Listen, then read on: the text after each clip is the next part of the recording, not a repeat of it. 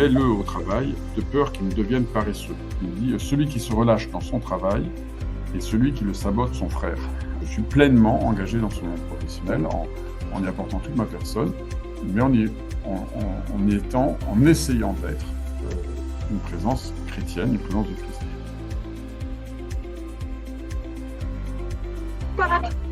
Je suis très heureuse de vous retrouver ce soir pour un nouveau lundi pro d'Urasso. Je suis Delphine Brosseau, directrice déléguée d'Urasso, et je suis ce soir en compagnie de Jacques de Scorail. Bonsoir Jacques. Bonsoir Delphine. Alors ce soir, nous allons parler de travail en effet, et le thème s'intitule « Comment être un chrétien heureux et fécond au travail ». Alors un thème qui va plutôt très bien à Jacques, puisqu'il est fondateur du cabinet de recrutement et de conseil en ressources humaines Ecclesia RH. Je pense que vous êtes très nombreux à connaître ce cabinet.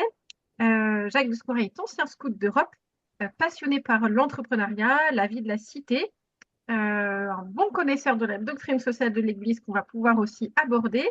Et Jacques, vous êtes aussi l'auteur de Heureux comme un chrétien au travail aux éditions Artege. C'est notamment ce livre-là qui nous a incité à proposer une conférence avec vous.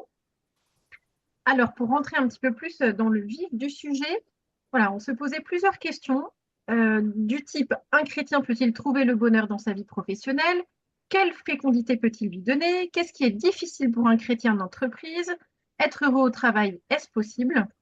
Et la réponse est oui, nous dit Jacques, si l'on cherche son bonheur en Dieu. Alors, c'est ça qu'on vous propose d'explorer ce soir. Voilà, on va dérouler le topo de Jacques pendant une quarantaine de minutes. Et puis ensuite, on pourra, si vous le souhaitez, faire une petite séance de questions-réponses. Pour cela, vous avez un petit onglet qui s'appelle questions-réponses, Q&A en bas de votre écran, ou pour le chat aussi. Moi, j'animerai cette séance, donc vous pouvez passer de chaque côté sur les deux boutons, et puis je poserai les questions à notre intervenant. Voilà pour les présentations. Jacques, je vous laisse démarrer. Merci Delphine. Alors effectivement, c'est une question qu'on peut, moi je me pose souvent, de me dire comment être plus heureux dans mon travail et comment aller plus loin. Quand on démarre une journée, on se dit quelle va être ma journée de travail aujourd'hui. Est-ce qu'elle va être heureuse, bonne, source de bonheur pour moi et pour les autres, bien sûr. Et donc c'est une question qui revient chaque jour, en principe, pour les personnes qui travaillent, de se dire est-ce que ma journée va être réussie et qu'est-ce que je peux mettre en œuvre pour que cette journée se passe bien. Et tout de suite, quand on n'a pas de travail, quand on est en recherche d'emploi, quand on est en chômage, ben c'est sûr que être heureux au travail, on va se dire on n'a pas besoin d'être très très difficile parce que déjà avoir un travail c'est bien. Et donc en l'occurrence, si je reviens sur un peu en guise d'introduction, je dirais que pour être heureux au travail, on va avoir deux paramètres essentiels, me semble-t-il. Le premier paramètre, ça va être sa vie personnelle. Est-ce que je suis heureux dans ma vie personnelle déjà ? Parce que si je suis heureux dans ma vie personnelle, ça fait un bon socle, j'allais dire de bonheur, qui fait que dans mon travail, ayant ce bon socle de vie personnelle, ça va pouvoir amortir en quelque sorte les difficultés de mon travail. Et donc, ce paramètre familial ou personnel est important parce que si ça ne va pas bien dans mon travail et que ça ne va pas bien dans ma vie personnelle, ben, du coup, ça renforce le malaise dans le travail. Donc déjà, il y a ce paramètre de la vie personnelle qui est important. Et puis, le deuxième paramètre, tout aussi simple que le premier, c'est ma vie professionnelle. Si cette vie professionnelle est effectivement, comme vous l'avez dit, féconde, heureuse, que je vois ce que j'ai fait aujourd'hui, à quoi ça a servi et pour qui, ben, de fait, je vais trouver un certain bonheur dans ce travail parce que ça a du sens, parce que ça a de l'intérêt. Et du coup, ce bonheur au travail que je vais retrouver, ben, il va rejaillir aussi sur ma vie personnelle. Il va venir la nourrir parce que, étant heureux de ma journée, ben, le soir, je serai plus facilement acteur de bonheur dans ma vie familiale parce que j'aurai passé une bonne journée. Alors que si je passe une très mauvaise journée professionnelle, quand je rentre chez moi le soir, je suis énervé, agacé, et ça a des répercussions. Et donc on voit bien d'emblée que cette notion de bonheur au travail, ce n'est pas que cette dimension du travail 9h, 19h, ou la nuit si on travaille la nuit, ou le week-end, mais c'est un tout qui englobe à la fois notre vie personnelle et notre vie professionnelle. Et donc, ça pose la question de l'unification de la vie. Est-ce que ma vie est unifiée entre ce que je fais dans ma journée et ce que je peux vivre ou les valeurs que je peux porter ou ce que j'essaie de déployer dans ma vie personnelle. Donc, plus on a cette unité, plus on a des chances d'avoir un équilibre général, en tout cas les bases d'un équilibre général qui, qui permet d'avancer vers ce bonheur au travail. Et donc, cette unité, elle va produire, si elle est là, elle va avoir deux effets positifs. Un effet de fécondité, parce que, voilà, étant heureux dans ce que je fais dans les deux côtés, il va y avoir des fruits qui vont apparaître. Et un de ces fruits va être la communion, une forme de communion que j'ai avec moi-même et avec les autres, parce que je suis bien dans cet univers-là. Et on voit bien que si notre vie manque d'unité, parce que voilà, sur ma vie personnelle, par envie, ma vie professionnelle aussi, etc., il va y avoir un manque de vie, il peut y avoir une forme de tristesse, une sorte d'amertume, de rancœur qui prend place. Vous avez des personnes qui ont des sourdes colères, qui vivent avec ça depuis des années parce que ils accumulent un certain nombre de difficultés voilà, qu'ils n'arrivent pas à dépasser pour différentes raisons. Et donc, il va y avoir ce manque de vie. Et quand on parle de manque de vie, le lieu de la vie, le lieu du supplément de vie, on va le trouver dans l'âme. Donc, l'âme de la personne qui va être le lieu de cette vie. Quand on parle d'un chef qui anime, il donne de la vie. Et donc, on voit bien que lorsque notre vie n'est pas unifiée, on manque de cet élan de vie, il va falloir trouver quelque part de quoi nourrir notre âme pour la remettre en paix et faire en sorte qu'elle soit source de joie malgré les difficultés qu'on peut rencontrer ici ou là. Aujourd'hui, on est dans un monde très dual qui met en avant deux réalités importantes qui sont le corps et l'esprit. On est dans une époque où on est très attentif à son corps, d'une certaine façon, à tout ce qui tourne autour de ça, et puis l'esprit qui est tout ce qui est raisonnement, efficacité, mental, etc. Et il y a une dimension qu'on oublie souvent, en particulier dans les organisations, qui est l'âme. Et donc, il n'est pas rare d'entendre dans cette entreprise, on perd son âme. Et donc, comment faire en sorte de cultiver l'âme d'une organisation, parce que ça va être le lieu, justement, de l'unité des collaborateurs, des acteurs. Et puis, ça va être source d'unité pour moi-même, si cette organisation vit d'un supplément d'âme. Par exemple, on a accompagné récemment dans une maison de retraite. On disait, on fait travailler là-dessus, quelle est l'âme de votre organisation? Et donc, c'était difficile pour les collaborateurs de dire, mais voilà, l'âme de l'organisation, c'est ça ou ça. Alors, on disait, mais si vous avez un de vos résidents qui change de maison, comment il qualifiera la maison d'où il vient, qui est la vôtre? Et alors, tout de suite, ils ont dit, il y a chez nous un esprit de famille. Il va dire, voilà, moi, je suis un esprit de famille. Et donc, l'esprit de famille, quelque part, illustre cette dimension de l'âme. Une des dimensions, c'est qu'il y a quelque chose de particulier. Et donc, quand on parle de l'âme, Simone Veil, la philosophe, évoque les besoins de l'âme. Elle en cite 13 ou 14, je ne sais plus bien précisément, donc qui sont de nature différente. Et nous, ce qui va nous intéresser là dans le propos, ça va être ce qui relève plutôt de la dimension spirituelle, puisque la question était, est-ce que Dieu peut quelque chose pour mon bonheur au travail? Et donc, on va faire ce détour par Dieu pour voir comment Dieu, lui, quelle est sa relation au travail et comment il nous enseigne une vision du travail qui nous soit nourrissante pour nous et qui nous donne justement ce supplément d'âme. Par ailleurs, ça pourrait faire l'objet d'un autre sujet, mais on a, dans les besoins d'âme de Simone Veil, tout un tas d'autres besoins qui sont des besoins qui se rapprochent des valeurs universelles, d'honnêteté, de respect, de service, ces valeurs universelles qui font référence quelque part aussi à la doctrine sociale de l'Église dont vous parliez tout à l'heure, Delphine, et sur lesquelles on va moins s'étendre pour aller davantage sur cette dimension plus spirituelle ou plus liée directement à l'action du Seigneur dans notre vie qui peut nous aider justement à trouver cette unité ou trouver de la joie là où il n'y en a pas naturellement. Je sais pas, j'espère que je suis clair, ça va? Bon, alors ce que je voudrais souligner en premier point, c'est que finalement,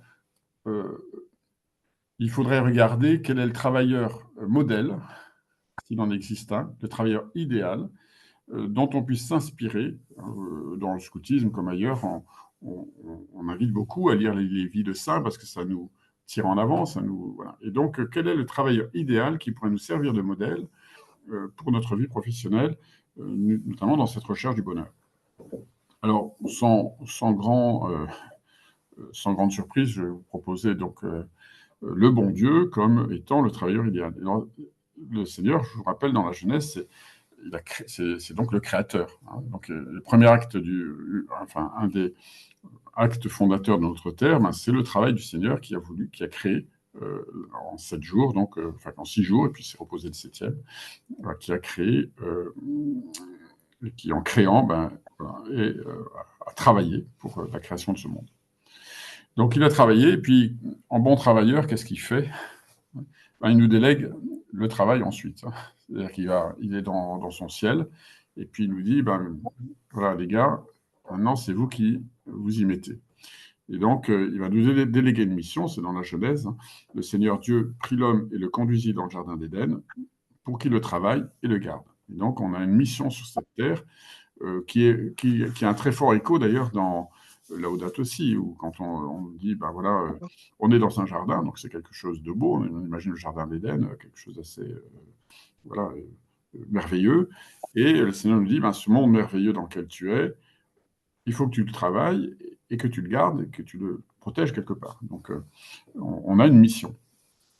Et donc chacun, on reçoit une mission, alors on ne la reçoit pas du bon Dieu nécessairement, mais on est porteur d'une contribution, chacun, à cette co-création du monde, quels que soient les jobs qui sont les nôtres. On est là pour participer à une mission qui relève de cet entretien de la Terre et du fait de faire progresser l'humanité à travers tout ce qui la caractérise.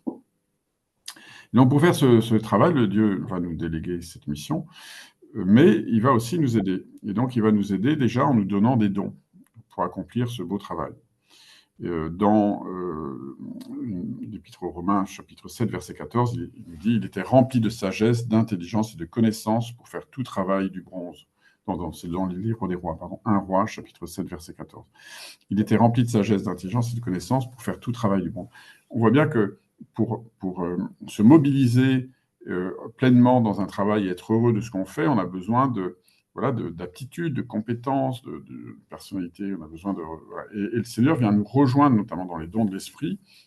Dans le chapitre 11, verset 1 d'Isaïe, vous avez les 7 dons de l'Esprit. Alors, si vous lisez Isaïe, vous en verrez que 6, mais après, les pères d'Église en ont rajouté un 7e, qui est le don de piété. Et donc, je vous les redonne juste comme ça. C'est le don de crainte, le don de piété, le don de connaissance, le don d'intelligence, le don de justice ou de conseil, suivant les auteurs, le don de sagesse et le don de force. Alors, je ne vais pas m'étendre sur les dons de l'esprit parce que ce n'est pas l'objet complet, mais c'est simplement pour souligner que le Seigneur nous envoie dans le monde en nous donnant des dons qui viennent rejoindre nos dons naturels pour qu'on puisse se déployer davantage encore dans ce que l'on fait. Et plus j'aurai de compétences, plus j'aurai de savoir-faire, plus j'aurai de talent dans ce que je mets en œuvre, plus mon travail aura probablement une certaine fécondité. Donc, pour que cette fécondité soit complète, il y a certes mes savoir-faire très humains, très, très, très, très concrets, qui sont les miens, les talents que j'ai appris, les connaissances que j'ai apprises, à travers toutes les formations que j'ai pu avoir. Mais ensuite, il y a un petit surplus qui est ce don de l'esprit, qui fait que ça va me conférer une certaine distance par rapport à toutes ces compétences, etc., que j'ai, une capacité à les remettre en perspective par rapport à quelque chose de plus grand, et qui va m'aider, du coup, à mobiliser mes différentes capacités ordonnées au Seigneur. C'est-à-dire que ce don d'intelligence, ce n'est pas simplement pour résoudre des problèmes complexes que l'on me confie toute la journée. Ce don d'intelligence, il m'aide aussi à rentrer dans l'intelligence de Dieu pour mon métier, pour ce que je fais. Alors ça suppose de laisser de l'espace dans sa journée, en allant à la messe ou en faisant raison le matin, etc., pour laisser cette place au Seigneur qui va venir nous inspirer et rentrer dans nos facultés pour nous aider à avancer. Alors le Seigneur, voilà, il va nous donner des dons pour accomplir la mission dont on parlait tout à l'heure, qui nous a délégués. Il va aussi nous donner des chefs. Alors bon, dans le scoutisme, on sait ce que c'est. Et donc, il va donner des chefs pour organiser l'action. Parce que, voilà, on ne peut pas... alors, il y a dans un verset de la parole de Dieu qui est assez marrant, qui me dit « Mets-le au travail, de peur qu'il ne devienne paresseux. » Mets-le au travail de peur qu'il ne devienne paresseux. Donc le chef, il est là pour, non pas asticoter, mais pour donner aussi à chacun, parce que finalement, on se découvre dans le travail. C'est aussi une manière d'avoir un certain bonheur dans le travail, parce qu'on se découvre dans des capacités qu'on n'aurait pas imaginées. Et c'est le propre d'un chef d'identifier les talents des uns des autres, et puis se dire, ben, si ça, tu es capable de le faire, regarde, ça, tu vas voir. Et puis, ben, on se découvre qu'on a une capacité, et on est heureux de ça. Donc, le Seigneur va donner des chefs pour organiser l'action. Alors, euh, je vais reprendre quelques versets dans Marc, chapitre 13, chapitre 13, verset 34. En quittant sa maison, il a donné tout pouvoir à ses serviteurs, fixé à chacun son travail et demandé au portier de veiller.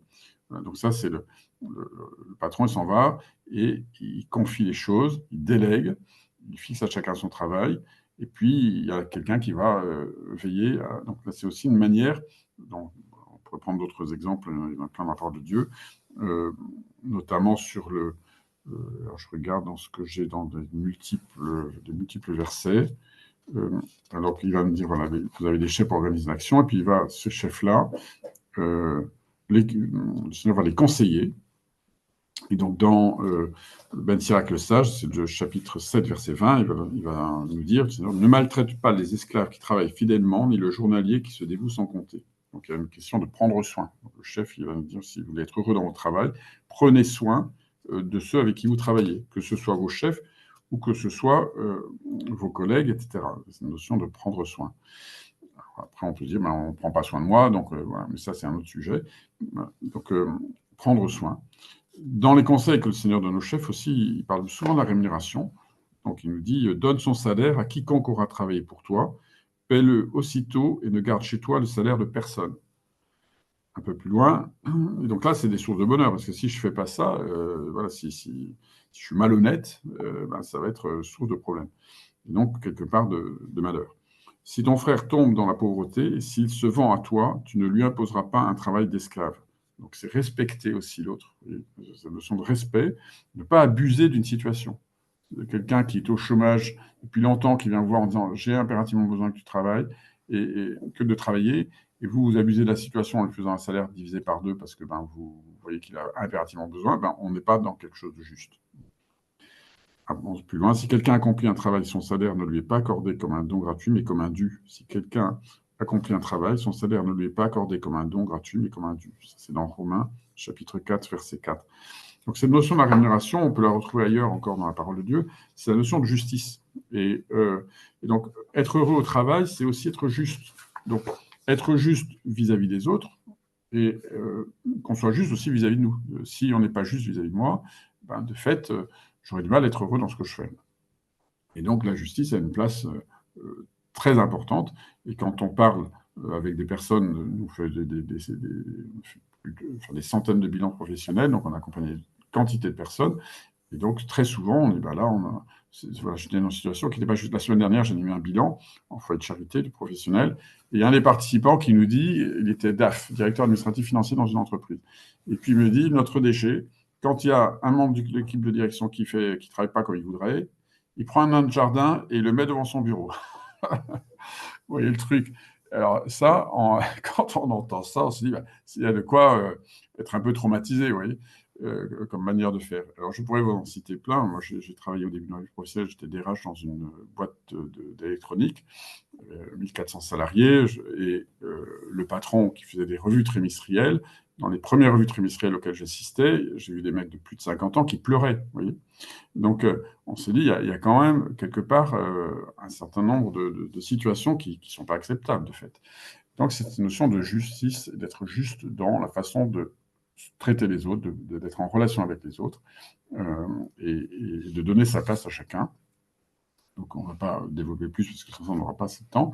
Mais donc, quelques éléments, là, j'étais sur ce petit paragraphe, c'est voilà, comment le Seigneur conseille les chefs. Ben, il les conseille aussi dans l'exercice de la justice. Il va les aider, et de la justice, le don de conseil, qui s'appelle aussi don de justice, don de l'esprit dont on parlait tout à l'heure. Ben, si quelquefois on a du mal à être, on ne sait pas si on va être juste ou pas, on peut avoir dans la vie professionnelle, on peut être DRH, on a des personnes à licencier qui sont parents, qui sont ceci, qui sont cela, comment être juste, ben, c'est pas facile. Et donc, comment trouver le bonheur au travail quand on a des actions comme ça à mener. Donc le Seigneur, il conseille les chefs, il va leur demander d'être serviteurs aussi, j'aurais pu vous lire un verset là-dessus, ça vous le savez parfaitement. Et puis il va conseiller aussi les travailleurs dans la parole de Dieu, on va trouver plein d'endroits. Voilà, donc ça c'est dans les Proverbes chapitre 3 verset 29. Ne travaille pas au malheur de ton prochain, alors qu'il vit sans méfiance auprès de toi. Ne travaille pas au malheur de ton prochain, alors qu'il vit sans méfiance auprès de toi. Vous voyez, c'est tout l'esprit de calcul. L'esprit de calcul, pour moi, c'est, si on prend les péchés capitaux, il y en a un péché capital qui est l'impureté. Et l'impureté, souvent, voilà, on le place autour de toutes les questions en dessous de la ceinture. Mais l'impureté, c'est aussi, pour moi, la dimension du calcul. C'est avoir un esprit calculateur, c'est un esprit qui va manigancer pour essayer d'atteindre son but.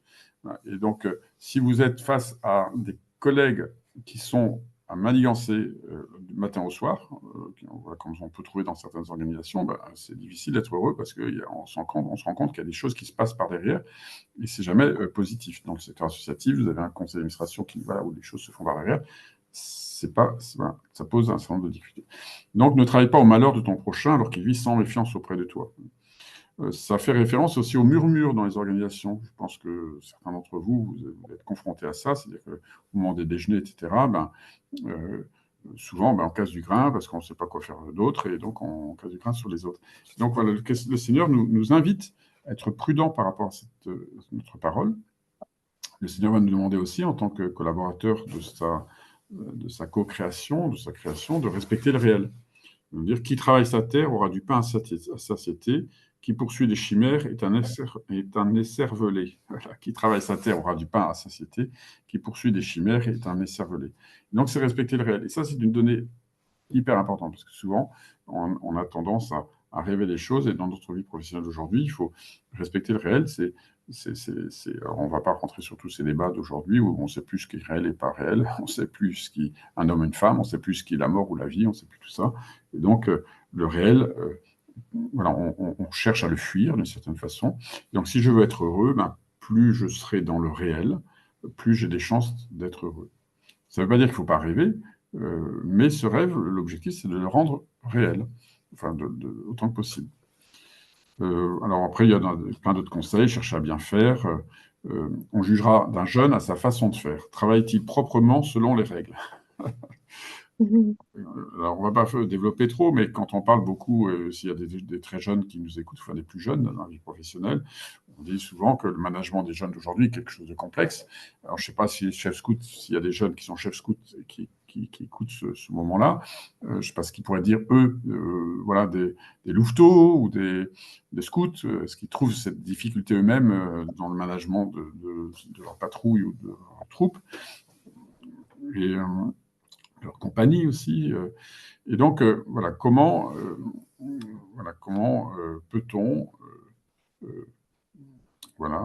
aussi chercher à bien faire dans ce qu'on fait, parce que quand je fais quelque chose qui est conforme à ce que l'autre attend, moi personnellement, en tout cas, je suis heureux. J'ai un client qui me demande de lui faire un recrutement et je réussis ce recrutement, je suis heureux. Voilà, c'est source de bonheur parce qu'on se dit, voilà, on a fait. Et puis en plus, si on voit que cette personne se déploie pleinement dans ce qu'elle fait, on va être encore plus heureux parce qu'on dit, voilà, là au moins ça a été utile et ça a porté du fruit. Donc chercher à bien faire. Ça renvoie au scoutisme, parce que faire de mon mieux, on est dedans. Hein. Donc chercher à bien faire.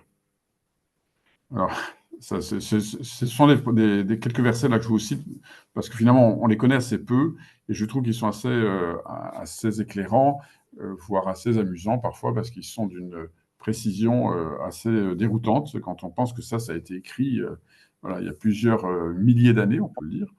Et donc, je vous lis celui-là qui dit « Celui qui se relâche dans son travail et celui qui le sabote son frère. » Celui qui se relâche dans son travail et celui qui sabote son frère. Alors, on peut comme ça lister un certain nombre de versets où le Seigneur nous apporte un éclairage dans sa parole sur le travail.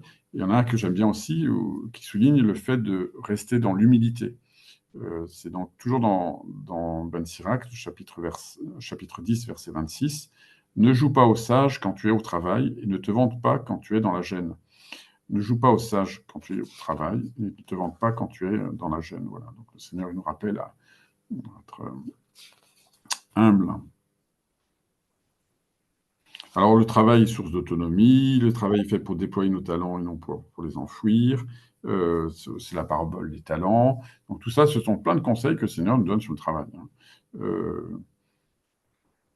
Alors il y en a un qui est intéressant aussi dans les conseils que va nous donner le Seigneur au travail, pour être heureux au travail, c'est de se poser la question au profit de qui travaille-t-on? Souvent, on se pose la question quand on travaille dans une entreprise qui n'a que comme souci la marge et l'argent, ou un patron qui n'a rien à faire de nous parce que ce qui est important pour lui, c'est sa relation avec son propre boss plutôt qu'avec nous. Il y a un moment, on se dit pour qui je travaille, voilà. Et donc, ça, c'est dans l'Ecclésiaste, c'est le chapitre 4, verset 8. Voici un homme seul, sans personne, ni frère, ni fils, qui travaille à n'en plus finir, toujours avide de plus de richesses. Il ne se demande pas, mais pour qui travailler ainsi en me privant de bonheur? C'est encore de la vanité, une besogne de malheur. Voici un homme seul, sans personne, ni frère, ni fils, qui travaille à n'en plus finir, toujours avide de plus de richesses. Il ne se demande pas, mais pour qui travailler ainsi en me privant de bonheur? Et c'est l'équipe de vie. On en parlait tout à l'heure en introduction. On n'est pas fait simplement pour être une force de production. On est fait pour être une force de fécondité. Donc, une force de fécondité, c'est une fécondité qui, dans l'ensemble de ce que nous sommes. Et donc, c'est important d'avoir bien ça en tête. Moi, je rencontre des personnes, toujours en bilan professionnel, qui n'arrivent pas à se maîtriser par rapport aux horaires de travail, qui vont bosser comme des fous. Et moi, j'ai des collaborateurs, enfin, je me rappelle d'un en particulier, qui partait à 8h, 8h30 le soir, alors que je savais très bien qu'il n'avait pas matière à travailler aussi tard, mais il ne voulait pas rentrer chez lui parce qu'il ne s'entendait pas avec sa femme, etc. Et donc, le travail devenait un lieu de vie, quoi, finalement. Et donc, c'est particulièrement vrai pour des jeunes qui auraient une vie sociale un petit peu diminuée pour différentes raisons et qui vont tout miser sur le travail. Et puis un jour, quand le travail disparaît ou devient difficile, tout disparaît avec. Et là, la vie s'écroule. Donc c'est important ce point d'équilibre. Et donc, pour qui je travaille? Est-ce que je travaille que pour moi et comme une machine, ou est-ce que je travaille pour d'autres et pour apporter un plus?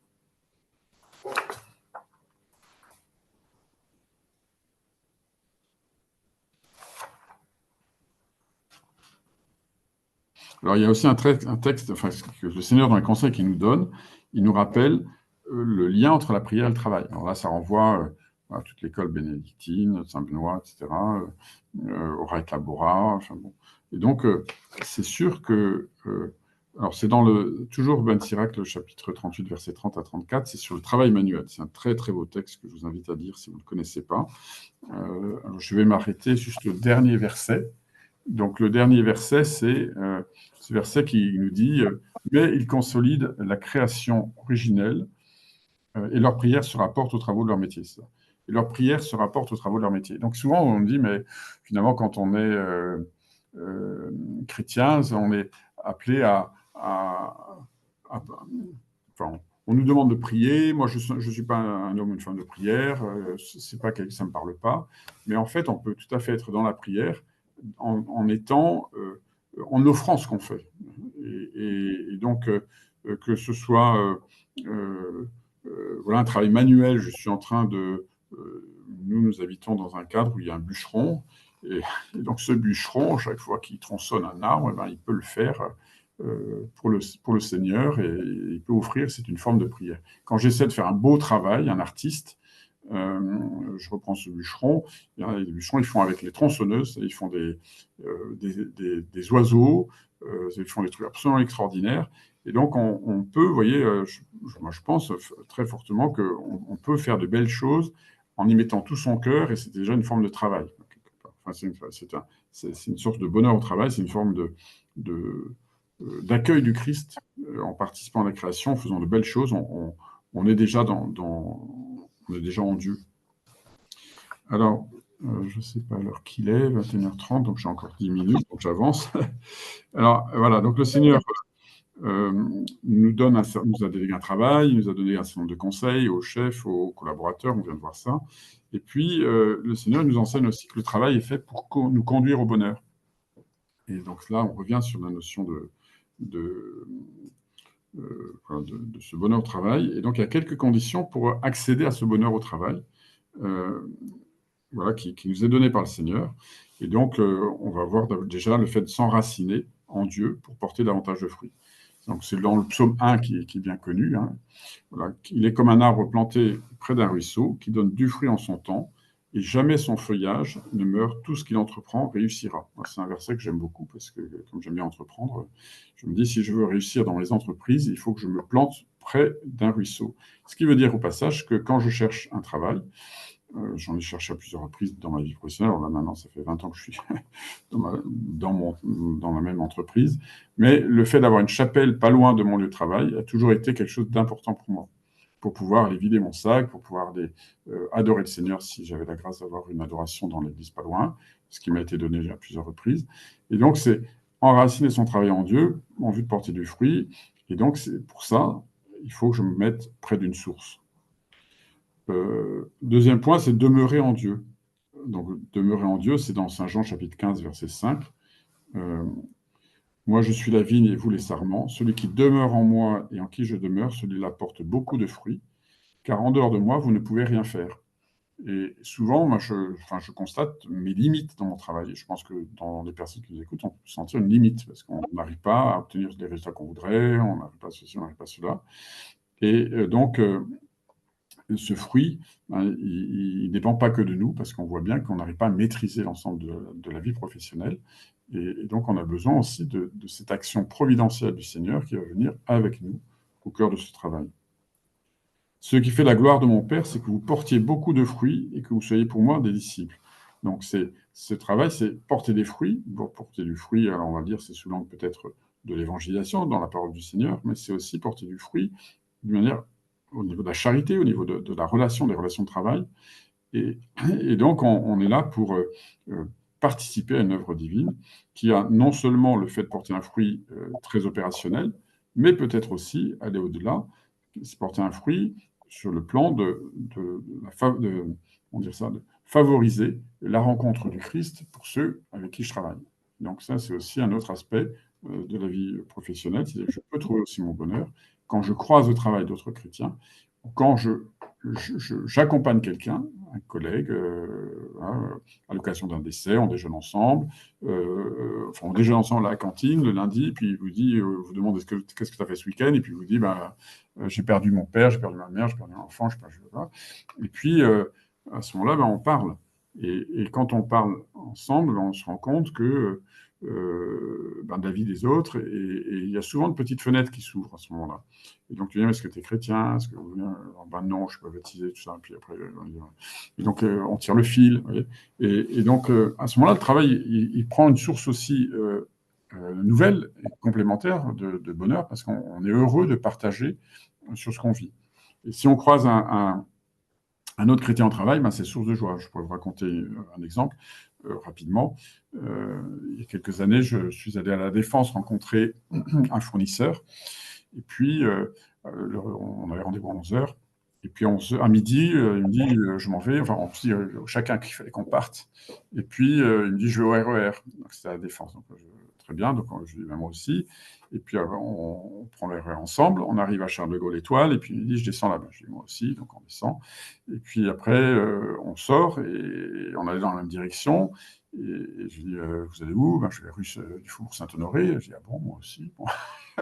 Vous avez à quel numéro? J'ai au 222. Ah bon, moi aussi.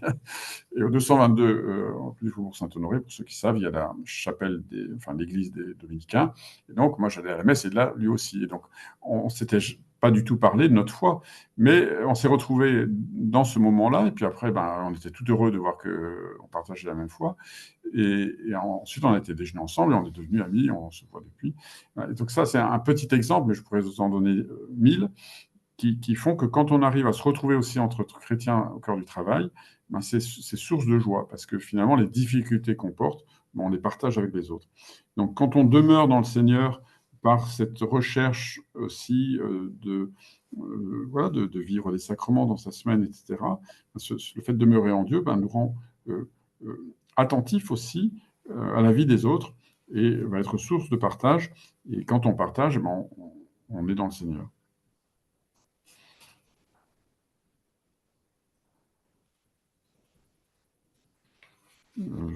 J'essaie d'aller vite parce que le temps passe. Tout va bien, tout va bien. C'est bon. Ouais, Alors, il y ouais. a tellement de choses à dire sur tous ces sujets-là, mais dans les conditions toujours pour trouver ce bonheur au travail, euh, c'est important aussi de rendre grâce à Dieu et de reconnaître ce qui vient de lui. Si Dieu donne à quelqu'un bien et richesse avec pouvoir d'en profiter, d'en prendre sa part et de jouir ainsi de son travail, c'est là un don de Dieu. Parce qu'on remercie. Moi, le matin, enfin, je vous dis ça, mais moi, tous les matins, quand je me lève, enfin, avant de me lever, je dis Deo gratias. Merci Seigneur. Merci Seigneur pour ce qui va s'accomplir aujourd'hui. Et quelquefois, le soir, quand je me couche, je me dis, mais tu as remercié le Seigneur pour ça. Et voilà. Donc, et matin, de matin en matin, merci Seigneur, même si les choses ne se font pas comme on aimerait qu'elles se fassent. Tout ça, ça veut dire quoi en fait? Ça veut dire que être heureux au travail, c'est avant tout une attitude intérieure. C'est-à-dire que ça ne va pas enlever les difficultés, ça ne va pas enlever les problèmes, parce qu'on en aura, et on en aura peut-être même plus que d'autres, parce qu'on est chrétien, et quand on s'affiche chrétien, ou quand on sait qu'on est chrétien, ça amène aujourd'hui malheureusement un certain nombre de difficultés parfois dans l'entreprise. Et donc, si je n'ai pas cette ressource intérieure, cette vie de foi intérieure, c'est assez complexe de tenir. Et donc, mon bonheur au travail, je vais le trouver principalement, et c'est pour ça que tout à l'heure on parlait dans l'introduction, vous avez dit, on trouve son bonheur en Dieu. D'abord, je vais aller chercher ce bonheur en Dieu, qui va faire une sorte de matelas d'amour, qui va me permettre d'amortir les difficultés de ma vie. Et plus je suis en Dieu, plus je suis centré sur l'essentiel, et les mésaventures professionnelles, quand elles y sont, et il y en a souvent, passent au second plan. Et même si ça a des incidences fortes. Donc on va voir aussi que malheureusement dans cette vie professionnelle, donc on a un certain nombre de conseils, on a la présence du Seigneur qui est là, mais il y a aussi un agitateur, c'est l'agitateur public que vous connaissez, qui est l'esprit du mal. Et j'aime bien rappeler que dans l'Ancien Testament, le premier crime de l'humanité avait pour objet le travail. Je ne sais pas si vous vous rappelez Caïn et Abel. Hein, donc Caïn qui a son travail qui n'est pas agréé, enfin, on va dire Abel qui a son travail qui est agréé par le Seigneur, et non pas Caïn. Et donc, du coup, Caïn, de jalousie, tue son frère. Et donc, le premier voilà, crime de l'humanité a pour objet le travail. C'est quand même assez étonnant. Et là-dessus, ce qu'on peut dire aussi, c'est que il y a l'Ancien Testament, donc là on est dans l'Ancien Testament, mais il y a le Nouveau Testament qui nous rappelle que le Seigneur vient nous sauver au cœur du travail aussi. Et comment est-ce qu'il nous rappelle que le Seigneur vient nous sauver au cœur du travail? Il nous rappelle dans l'Eucharistie.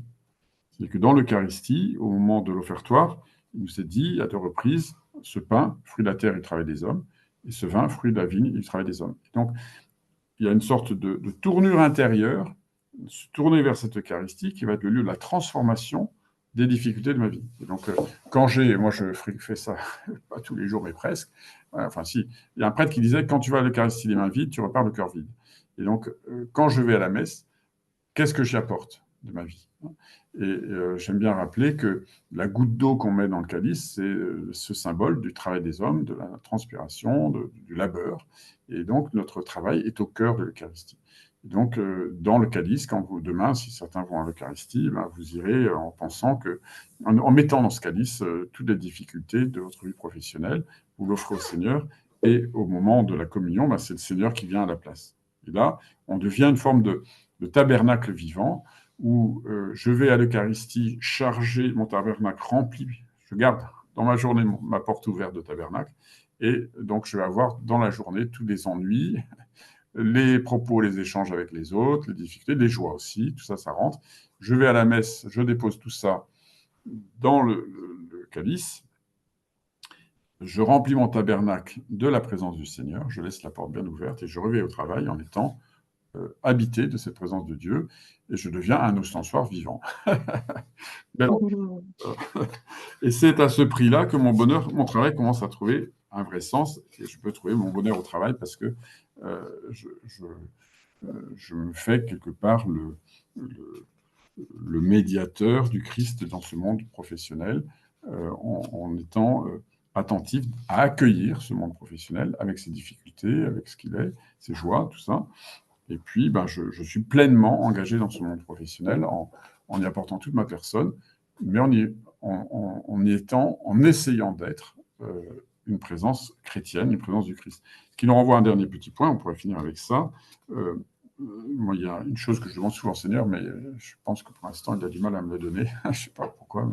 J'aime beaucoup la transfiguration.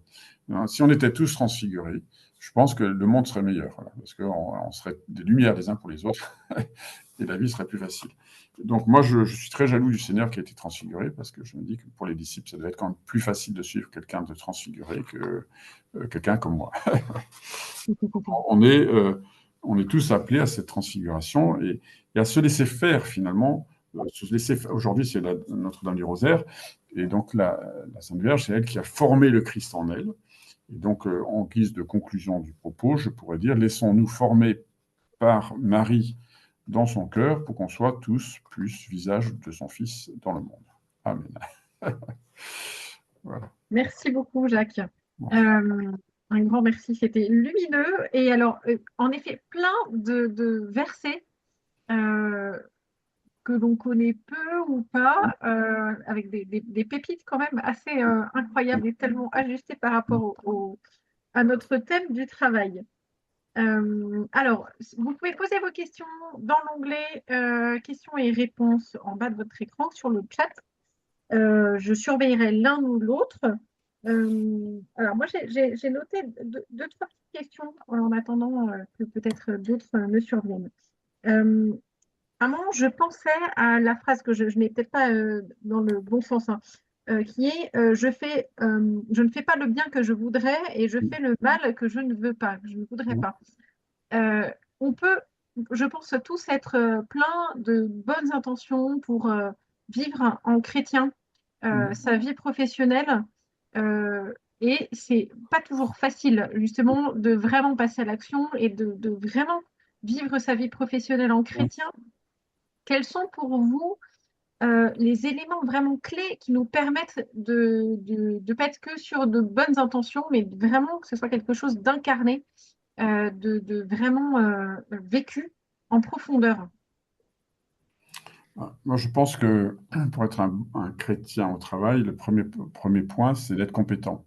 C'est-à-dire que, et donc, quand on parle de profondeur, moi, je pense qu'il faut approfondir ses compétences et il faut vraiment être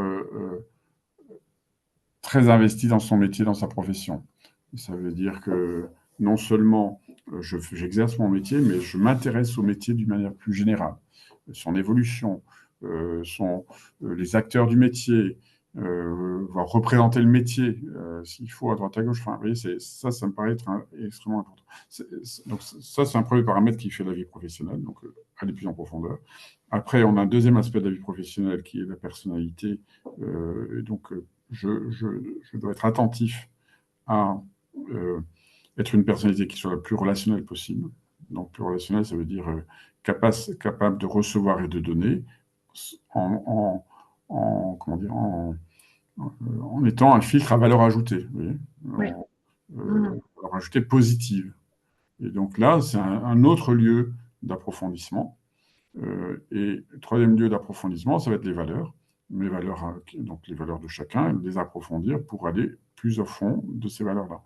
Je suis un amoureux du monde de la finance, très bien, mais j'approfondis cette valeur-là. Pourquoi? Jusqu'où? Que chacun approfondisse davantage sur ces trois dimensions qui constituent d'une certaine façon un peu le tout d'une vie professionnelle. Donc, on n'a pas une vie professionnelle sans compétences, on n'a pas une vie professionnelle sans personnalité engagée, et puis on a un système de valeurs. Donc ces trois piliers-là ont besoin d'être creusés. Alors, après, par rapport à la phrase que vous citiez, moi je trouve que dans la vie professionnelle, on prend des cours, enfin, c'est pas nécessairement facile. Et donc, moi, personnellement, un de mes secours, c'est bien sûr c'est l'Eucharistie, mais c'est aussi le sacrement de réconciliation. C'est-à-dire qu'il va Mm. m'aider à, à- à entretenir les liens. On parlait tout à l'heure de cette dimension relationnelle. Donc, c'est- voilà, c'est pas un lieu facile nécessairement. Et donc, je vais puiser au sacrement de réconciliation pour retrouver cette joie. euh, et le pardon que j'ai soit donné, soit demandé. Voilà, c'est quelques petits points rapides. Super, bah, hyper clair. Merci beaucoup. J'avais une autre petite. Ah, pardon, je vois un commentaire de quelqu'un qui n'a pas très bien compris la troisième dimension. Donc, la première, c'était être compétent, être investi. Le deuxième, être attentif à être une personnalité la plus relationnelle possible. Et j'aime beaucoup votre filtre à valeur ajoutée. Mm, Je mm, retiens l'expression. mm. Et la troisième dimension, donc, c'était sur les valeurs à Mm. approfondir. Est-ce que peut-être vous pouvez revenir sur cette troisième Ben, dimension? les valeurs, dans le travail, qu'est-ce que c'est qu'une valeur? C'est quelque chose qui a ben, de la valeur pour nous. Donc, si je prends quelqu'un qui va travailler dans une banque, ben, s'il travaille dans une banque, l'argent peut avoir une valeur pour lui, ou en tout cas, l'usage de l'argent peut avoir une valeur pour lui. C'est important d'être là parce que c'est dans son système de valeurs. Et donc, on a tous des valeurs.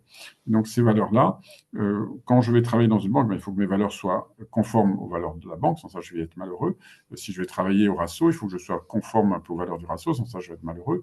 Et donc, mais ces valeurs, c'est comme l'aspect personnalité, c'est pas quelque chose d'acquis, de stable, c'est des choses qu'on approfondit, qu'on fait vivre. Donc là, on va mettre un supplément d'âme, on va mettre un supplément d'âme dans ses compétences, on va mettre un supplément d'âme dans sa personnalité, et dans ses valeurs, on peut aussi mettre un supplément d'âme. Donc, qu'est-ce que ça veut dire concrètement? Donc, je regarde, mais parce que la dimension chrétienne nous aide, nous convertit en quelque sorte. Elle va m'aider à convertir mes compétences pour les rendre comment dire, plus au service. Elle va m'inviter à convertir ma personnalité pour la rendre plus relationnelle. Et elle va m'inviter aussi, cette fois, à mettre un supplément d'âme dans mon système de valeurs pour le rendre plus conforme à l'esprit de l'Évangile. Je ne Très sais pas si bien. c'est clair un peu ou pas. Ouais, alors ça me paraît clair, mais n'hésitez pas, enfin la personne qui a laissé le commentaire, si vous voulez, si vous avez besoin d'un peu plus d'explications, moi ça me paraît clair, mais soyez libre de nous répondre le contraire. Alors on a une autre question qui nous vient d'Axel, question très intéressante. Faut-il être ambitieux si on est chrétien avec une référence à la parabole des talents? Oui, il faut être ambitieux, il faut être même très ambitieux. Ouais, c'est l'ambition, on manque d'ambition. Vous voyez. On ne peut pas être médiocre dans la vie aujourd'hui, dans le monde dans lequel on est, la médiocrité n'est pas possible. Donc, le contraire de la médiocrité, c'est l'ambition. L'ambition, en soi, c'est pas, il n'y a rien de négatif d'être ambitieux. Tout dépend si c'est dans une ambition pour moi, personnellement, ou si c'est une ambition au service des autres. Donc, l'ambition, elle a besoin d'être convertie aussi. Donc, si j'ai une ambition qui est belle et qui est pure, je prends Padre Pio, qui est l'ambition du ciel. Je prends la Sainte Vierge aujourd'hui qu'on fête, qui est une ambition du ciel. Ben, heureusement qu'elle est ambitieuse. Et tous ces saints qui sont morts, qui ont donné leur vie, ben, ils avaient une ambition. Alors après, dans le travail, c'est pareil. C'est-à-dire que moi, je trouve que le gars qui cherche, qui a de l'ambition pour trouver la cellule voltaïque extraordinaire qui aura un rendement de 90% au lieu de 27, eh ben, c'est une belle ambition. Et c'est super. Après, il faut voir sous les modalités, etc. Bien entendu. La fin ne justifie pas les moyens pour autant. Mais moi, je pense qu'on a besoin d'ambition. J'ai travaillé dans une organisation, un des grands patrons, donc dans l'endroit, c'est la Chambre de commerce de Paris où je travaille quelques années. La Chambre de commerce de Paris, il y avait à l'époque une trentaine d'écoles, dont HEC, le SCP, etc. Donc il y avait un patron de toutes les écoles. Et ce patron de toutes les écoles, ça m'arrivait de prendre le café avec lui, et il me disait, on était toujours 3 ou 4, et il me disait, mais nos jeunes, aujourd'hui, manquent d'ambition. Ils n'ont pas d'ambition pour le monde. Aujourd'hui, ça, c'était il y a quelques années. Aujourd'hui, il y a un bon nombre de jeunes qui ont une vraie ambition pour le monde, quand on les voit notamment sur tous ceux qui s'engagent sur l'environnement, etc. On voit bien alors quelquefois, l'ambition, elle est exagérée. Hein, bon, ça c'est un autre sujet, mais quand on dit on ne veut pas avoir d'enfants pour sauver le monde, c'est une ambition pour le monde qui a besoin peut-être d'être visitée aussi. Super, merci beaucoup. Merci Axel pour votre question.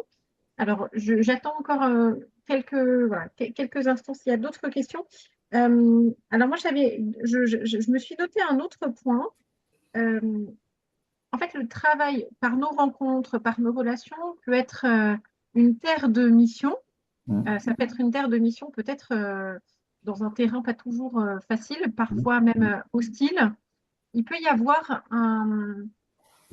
enfin, on peut être tiraillé entre le fait de vouloir, voilà, être missionnaire dans son travail et Mm. être peut-être parfois aussi dans une espèce de repli en se disant, ben voilà, pour être bien aligné, pour Mm. être sûr d'être un bon chrétien au travail, je vais travailler qu'avec des chrétiens et comme ça tout se passera bien. Voilà, il y a peut-être une question curseur, et pas que de curseur d'ailleurs, mais voilà, en gros, c'est un peu la question du chrétien dans le monde, et voilà, vis-à-vis du reste du monde, mais vis-à-vis de ses pères aussi, de ses frères aussi. Mm. Alors, moi, j'ai envie de dire que, enfin, si je prends mon expérience, euh, en général, en tout cas dans l'avant-dernier poste où j'ai passé une dizaine d'années, beaucoup de gens savaient que j'étais chrétien. Et bon, je ne cachais pas trop, enfin, c'est pas que je ne cachais pas trop, c'est que j'avais des activités dans une chapelle qui étaient attenant à mon travail, et donc, inévitablement, ça finissait par se savoir. Et donc, en l'occurrence, je me suis rendu compte, un jour, j'ai changé de patron, et mon nouveau boss m'a dit, Jacques, je connais tes valeurs, on les partage, j'ai pas les mêmes que toi, tout le monde savait qu'il était franc-maçon, et donc, tu as 6 mois pour quitter la boîte, ou changer de direction, mais voilà, tu disparais. Donc, bon, j'étais assez penaud. Donc, j'ai quitté le bureau, et puis je me suis dit, bon, je vais aller dans la chapelle qui n'était pas loin pour vider mon sac auprès du Seigneur en disant, attends, à quoi tu joues là?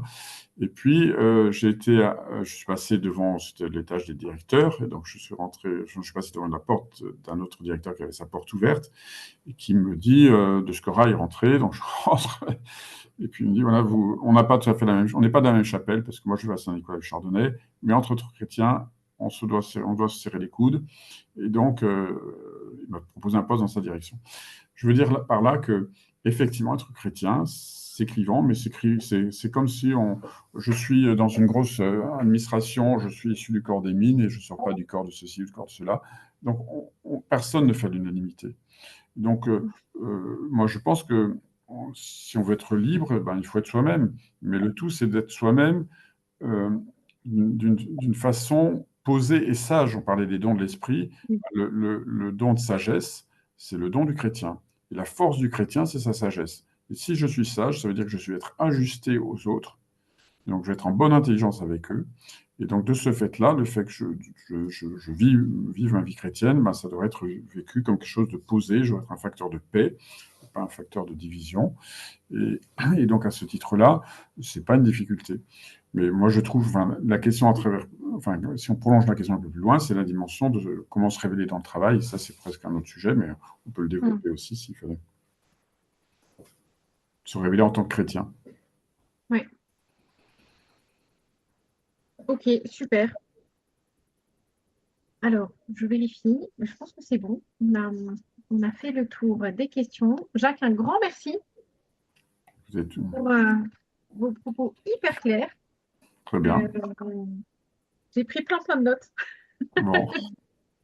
Comment Alors, dire exactement vérité. je suis obligé de parler au nom de mon éditeur parce qu'il me dit que je ne fais pas assez de pub. Alors, Ah oui, bon. allez-y, allez-y, il Alors, faut faire de la pub. Oui, oui, il on a a fait raison. 30 secondes de pub. Vous pouvez aller sur un site qui s'appelle l'Atelier de Saint-Joseph où vous trouverez ce livre dont vous a parlé Delphine tout à l'heure, qui est un vrai guide pour le chrétien au travail et voilà, qui a été traduit en portugais cet hiver d'ailleurs. Enfin, pas l'hiver dernier. Ah,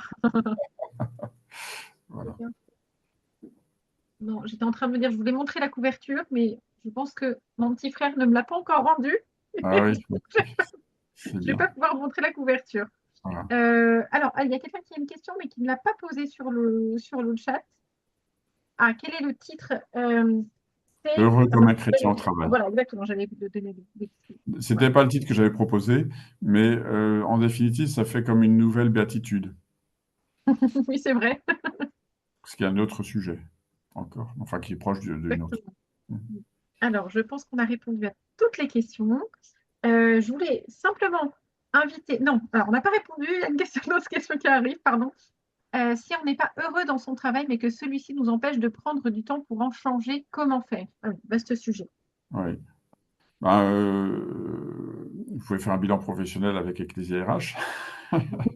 Mais je pense que, plaisanterie mise à part, quelquefois, ça vaut le coup de se dire, voilà, dans la semaine, est-ce qu'il n'y a pas une soirée que je pourrais consacrer à ça? Ou un matin, j'arrive soit un peu plus tard au bureau, ou s'il y a des horaires variables, autres, où je pars un peu plus tôt. Mais c'est important, effectivement, de se préserver un minimum d'espace. Ou un week-end, je fais, je sais pas, tous les samedis matins, je consacre 1 heure à ça, ou un moment un peu calme le week-end. Mais si vous dégagez pas des plages de temps, vous n'y arriverez pas. Ça, c'est sûr que c'est compliqué. Ou prendre une journée de congé. Moi, je connais des personnes qui prennent une demi-journée. Alors, ils ont, voilà, prendre une demi-journée tous les 15 jours.